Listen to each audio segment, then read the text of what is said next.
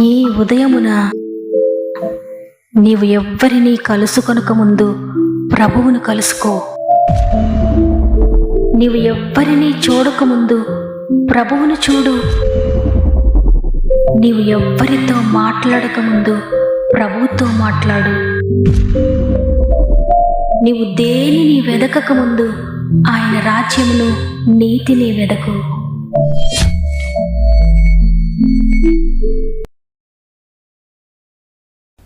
Praise the lord.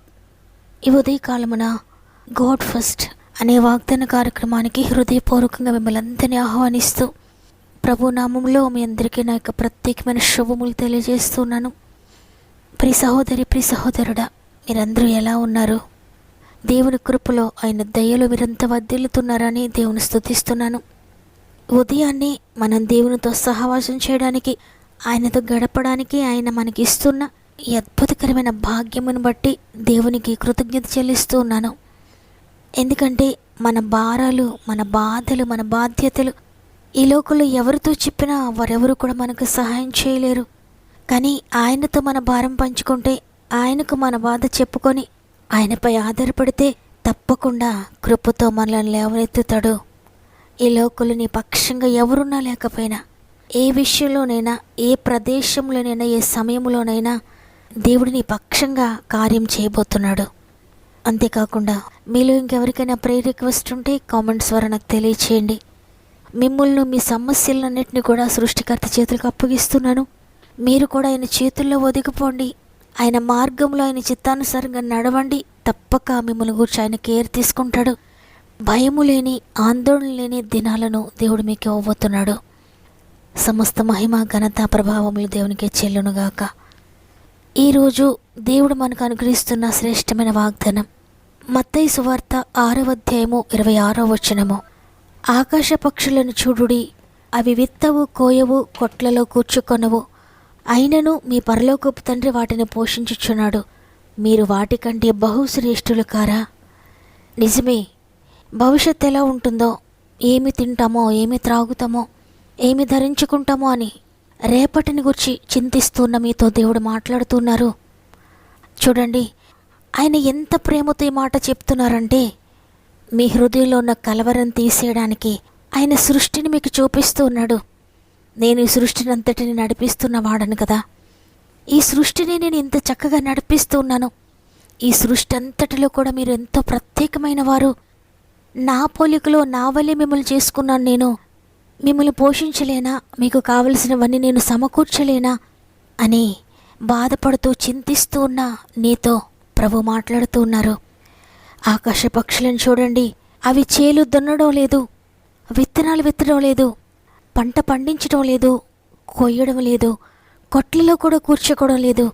అంటే ఆహారాన్ని ఎక్కడా దాచుకోవడం లేదు. వాటికి గాదెలు లేవు దాచుకోవడానికి, ధనాన్ని దాచుకోవడానికి బ్యాంక్స్ లేవు, కావలసినవన్నీ కొని తెచ్చుకోవడానికి ఏ షాప్స్ కూడా వాటికి లేవు. అయినా వాటిని నేను పోషిస్తున్నాను కదా. అవి రేపటిని గూర్చి ఏమి ఆలోచించకపోయినా, అవి ఏమి సమకూర్చుకోకపోయినా, వాటి పిల్లలకి ఏమి పెట్టాలో, అవి ఏమి తినాలో, ఎలా పోషింపబడాలో అని ఏమీ ఆలోచించకపోయినా నేను వాటిని ఎంతో నమ్మకంగా పోషిస్తున్నాను. మిమ్మల్ని పోషించలేనా? మీరు ఇంకా ఎందుకు చింతిస్తున్నారు? ఎందుకు బాధపడుతూ కూర్చున్నారు? చింతించడం వల్ల మీరు ఎత్తును ఒక మూరెడు ఎక్కువ చేసుకోగలరా? నల్ల వెంట్రుకను తెల్లగా కానీ, తెల్ల వెంట్రుకను నల్లగా కానీ చేసుకోగలరా? కాబట్టి ఏమి తిందమో, ఏమి త్రాగుదమో, ఏమి ధరించుకుందామో అని చింతించకండి. మిమ్మల్ని గూర్చి చింతించడానికి నేనున్నాను. మీ పరిస్థితులన్నీ మోయడానికి నేనున్నాను. మిమ్మల్ని పోషించడానికి నేనున్నానని ఈరోజు ఎంతో స్పష్టంగా ప్రభు తెలియజేస్తున్నారు. ఈ సృష్టిలో ఉన్న ప్రతి జీవి కూడా సృష్టికర్త మీద పూర్తిగా ఆధారపడుతున్నాయి. పుట్టించిన తండ్రి నన్ను తప్పక పోషిస్తాడు.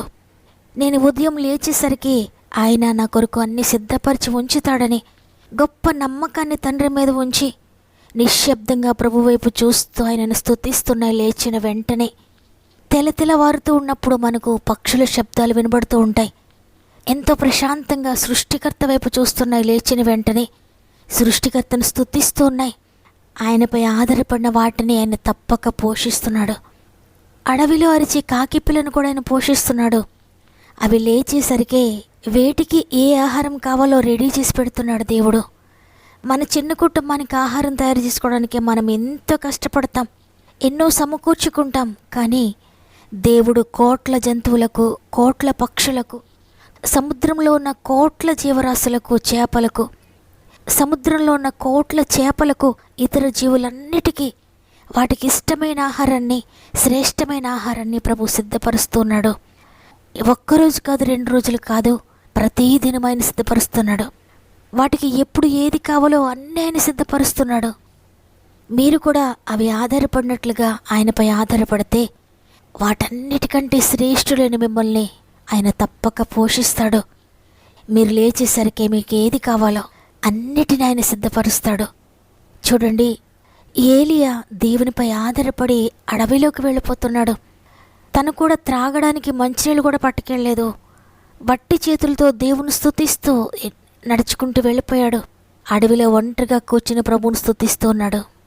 ఎక్కడి నుండి ఆహారం వస్తుందో తెలియదు, ఎవరి ద్వారా దేవుడు పంపిస్తాడో తెలియదు, ఏ విధంగా కడుపు నింపుతాడో దేవుడు కూడా తెలియదు. ఆయనకు ఒక్కటే తెలుసు, నేను నమ్మిన దేవుడు నమ్మదగినవాడు, ఆయన నాకు తోడుగా ఉన్నాడు. ఆయన ఎలా నడిపిస్తాడో నాకు తెలియదు, కానీ తప్పకుండా నన్ను నడిపిస్తాడని మాత్రం నాకు తెలుసని మౌనంగా దేవుని వైపు చూస్తూ ఉన్నాడు. అంతలోనే కాకులు ఆహారాన్ని పట్టుకొని ఏలియా దగ్గరికి వచ్చాయి. కాకుల స్వభావాన్ని మనం చూస్తే ఏదైనా ఆహారం కనిపిస్తే దొంగతనంగా పట్టుకెళ్ళిపోతూ ఉండడం మనం చూస్తాం. ఎక్కడ ఆహారం ఉన్నా అవి తీసుకెళ్ళిపోవడమే మనం చూస్తాం, కానీ ఆహారాన్ని తెచ్చివ్వడం ఎక్కడ కూడా మనం చూడలేదు.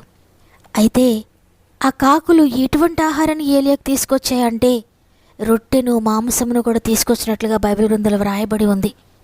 కాకులకి ఎంతో ఇష్టమైన ఆహారం అది మాంసము, రొట్టె. అయినప్పటికీ దేవుని ఆజ్ఞ ప్రకారంగా ఆహారాన్ని ఏలియాకి ఇచ్చినట్లుగా మనం చూస్తున్నాం. దేవుడు ఏదో నార్మల్ ఆహారాన్ని ఏలియాకి ఇవ్వలేదు, కానీ శ్రేష్టమైన ఆహారాన్ని ఏలియాకి పంపించాడు దేవుడు. అవును, దేవుడు కనుక పోషిస్తే ఆ విధంగానే పోషిస్తాడు. ప్రియ దేవుని బిడ్డలారా, శ్రేష్టమైన వాటితో దేవుడు మిమ్మల్ని పోషిస్తాడు.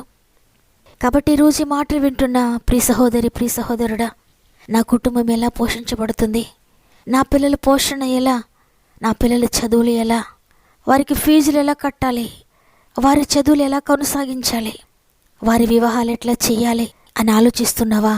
భయపడద్దు. నమ్మదగిన దేవుడు నిన్ను పోషిస్తానని రోజు వాగ్దానం చేస్తున్నారు. మీ జీవితాన్ని గురించి ఒకవేళ మీరు బాధపడుతూ నా ఉద్యోగం ఎలా ఉంటుందో, నా కుటుంబాన్ని పోషించడం ఎలా అని వేటిని గురించి మీరు చింతపడుతున్నారో, దేనిని గురించి కూడా చింతపడద్దు. మిమ్మల్ని గురించి చింతించే ప్రభువుకు మీ పరిస్థితులన్నిటినీ అప్పగించండి. ఆయన చేతుల్లో పెట్టని మీ ప్రతి భారమును కూడా. సర్వ సృష్టిని పోషిస్తున్న ప్రభువు మిమ్మల్ని కూడా నమ్మకంగా పోషిస్తాడు. సర్వజీవుల కన్నులు ఆయన వైపు చూస్తున్నట్లుగా మీరు కూడా ఆయన వైపు చూడండి. మిమ్మల్ని గురించి ఆయన జాగ్రత్త తీసుకుంటాడు. వాగ్దానాన్ని నమ్మిన వారందరూ, ఈ వాగ్దానాన్ని నమ్ముతూ ఉన్నానని హృదయపూర్వకంగా విశ్వసించిన వారందరూ ఒక్క నిమిషం నాతో మోకరిస్తారా? ప్రార్థన చేద్దాం. ప్రేమగల తండ్రి, నీకు వందనాలు. నీ కృపను బట్టి మరొక దినమును మా జీవితంలో యాడ్ చేశారు. ఈరోజు మరొక నూతనమైన వాగ్దానంతో మమ్మల్ని బలపరిచారు. ఆకాశ పక్షులను చూడండి, అవి విత్తవు, కోయవు, కొట్లలో కూర్చుకొనవు, అయినప్పటికీ నేను వాటిని పోషిస్తూ ఉన్నాను. మీరు వాటికంటే ఎంతో శ్రేష్ఠులు. మీరు కూడా వాటి వల్లే నాపై ఆధారపడితే మిమ్మల్ని పోషించనా అని ఈరోజు మమ్మల్ని ప్రశ్నిస్తూ ఉన్నారు తండ్రి. అవునయ్యా, నీపై ఆధారపడకనే మేము చింతతో ఉంటున్నాం, నీపై ఆధారపడికే బాధతో ఉంటున్నాం, కన్నీటితో ఉంటున్నామయ్యా. మీపై ఆధారపడ్డ మాకు పూర్తిగా నేర్పించండి. నిజమైన బోధకుడా, ప్రతి ఒక్కరితో మాట్లాడండి. ప్రతి ఆత్మీయ నేత్రము తెరవండి తండ్రి. మీరు పోషిస్తే ఆత్మీయంగా పోషిస్తారు, శారీరకంగా పోషిస్తారు, మానసికంగా పోషిస్తారు, ఆర్థికంగా పోషిస్తారు, ఆరోగ్య విషయంలో తప్పక పోషిస్తారు. నమ్మకంగా మమ్మల్ని పోషిస్తారు తండ్రి. ప్రతి విషయంలో కూడా నైనా ఎంతమంది అయితే వాగ్దానాన్ని నమ్మరో, వారి జీవితంలో ఏ లోటుపాట్లు ఉన్నాయో, ఏ చింత ఉందో, దేనిని గురించి చింతిస్తూ ఉన్నారో, ప్రతి చింతను నీపై వేస్తున్నాం. ప్రతి లోటును నీకు అప్పగిస్తున్నాం తండ్రి. ప్రతి జీవితంలో సమృద్ధితో నింపండి. ప్రతి లోటుపాటును పోడ్చండి. ప్రతి కుటుంబాన్ని పోషించండి. వారికి బ్యాంక్ బ్యాలెన్స్ లేకపోవచ్చు, కొట్లు లేకపోవచ్చు దాచుకోవడానికి. అనుదిన ఆహారం మీరు దయచేయండి. ప్రతిరోజు నూతనమైన కార్యములు మీరు జరిగించండి. ప్రతిరోజు నూతన జీవంతో మీరు నింపండి, నూతన ఆత్మీయతతో నింపండి, నూతన శక్తితో నింపండి నైనా, నూతన శక్తితో నింపండి. ఈరోజు అనేక మంది బిడ్డలు వారి ప్రార్థన అవసరతలు మాకు తెలియజేస్తారు తండ్రి. మేమందరం వాటిని చదువుతున్నాం. మేమంతా కలిసి ఏక మనసుతో అందరి కొరకు ప్రార్థిస్తుండగా పరిశుద్ధాత్ముడా, ప్రతి ప్రార్థనకు మీరు జవాబిస్తున్నారు నమ్ముతున్నాను. ప్రతి కామెంట్ మీద యేసు రక్తాన్ని ప్రోక్షిస్తున్నానయ్యా. సమస్యలతో సతమతం అవుతున్న ప్రతి ఒక్కొక్కరిని కూడా చేతులు పెడుతున్నాను. ఎవరు ఏ బాధలో ఉన్నారు, ఏ శ్రమలో ఉన్నారు, ఏ కన్నీటితో ఉన్నారు, ఏ చింతలో ఉన్నారో తండ్రి, చింత యావత్తు నీపై వేస్తున్నాము. వారి కొరకు మీరు చింతించి వారి చింతనంతటినీ కూడా కొట్టివేసి సంతోషంతో సమాధానంతో మీరు నింపుతున్నందుకు వందనాలు చెల్లిస్తున్నాను తండ్రి. ఈ దినం ప్రారంభిస్తుండగా రోజంతా మా ఆత్మీయ కుటుంబానికి తోడుగా ఉండండి. వారు ఏ ఎగ్జామ్కి వెళ్తూ ఉన్నా, ఇంటర్వ్యూకి వెళ్తూ ఉన్నా, ఉద్యోగం కొరకు వెళ్తూ ఉన్నా, వ్యాపారం కొరకు వెళ్తూ ఉన్నా, హాస్పిటల్కి వెళ్తూ ఉన్నా, ఏ ప్రయత్నం చేయడానికి వెళ్తూ ఉన్నా తండ్రి, ప్రతి ప్రయత్నంలో మీరు సఫలపరచండి. ప్రతి విషయంలో కూడా అద్భుతకరమైన మార్గములు మీరు తెరుస్తున్నందుకు, వారి ప్రతి పనిని మీరు సఫలపరుస్తున్నందుకు నీకే స్తుతులు చెల్లిస్తూ యేసయ్య పరిశుద్ధమైన నామములు అడిగి వేడుకొంచున్నాను తండ్రి. ఆమెన్. సర్వ సృష్టిని నడిపిస్తున్న ప్రభువు, సర్వ సృష్టిని పోషిస్తున్న ప్రభువు నిన్ను నీ బిడ్డలను పోషిస్తానని వాగ్దానం చేశారు. ఉన్నట్లుగా ఈ వాగ్దానాన్ని రిసీవ్ చేసుకోండి. గ్రుడ్డిగా ప్రభుపై ఆధారపడండి. ప్రతి దినము మీకు ఏది కావాలో సమస్తాన్ని సమకూర్చబోతున్నాడు. నమ్మిన వారందరూ ఆమెనని చెప్పండి. ఇంకా అనేక మందికి రీచ్ అయ్యేటట్లుగా వాగ్దానాన్ని తప్పక లైక్ చేయండి. మీకు అనుకూలమైతే మీకు తెలిసిన వారందరికీ షేర్ చేయండి. షేర్ చేస్తూ వాక్య పరిచర్యలో పాలు పొందుతున్న మిమ్మల్ని, మీ కుటుంబాలను దేవుడు అత్యధికంగా దీవించి ఆశీర్వదించునుగాక. దేవుని చిత్తమైతే తిరిగి రేపు అందరం కలిసి ఆయనను స్తుతిందాం. అంతవరకు ప్రభు మీకు, మీ కుటుంబాలకు తోడయుండి నడిపించునుగాక. God bless you.